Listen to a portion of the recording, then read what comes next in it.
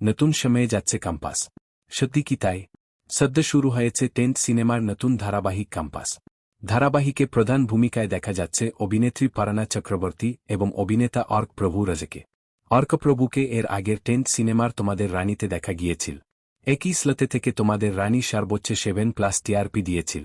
তোমাদের রানীর পর তাকে 2 শালিকে দেখা গিয়েছিল। সেটিও তুমুল জনপ্রিয়তা পা। তবে কম্পাস ধারাবাহিকটি তেমন জনপ্রিয়তা পায়নি। শুরু হওয়ার 3 সপ্তাহ টিআরপি পাবলিশড হলেও টিআরপি যেন এক জায়গায় দাঁড়িয়ে আছে। মানে 2 টিআরপিতে দাঁড়িয়ে আছে। এপিসোড এতে জমজমাট হলেও কোনোভাবেই টিআরপিতে এগিয়ে আসতে পারছে না। তাই টেলিপারাজ গুঞ্জন উঠেছে, এবার নাকি নতুন সময় যাবে কম্পাস। কেননা টিআরপি এক জায়গায় দাঁড়িয়ে থাকলে খুব তাড়াতাড়ি কম্পাসকে নতুন সময়ে দেওয়া হবে এবং ওই স্লতে দেওয়া হবে নতুন ধারাবাহিক।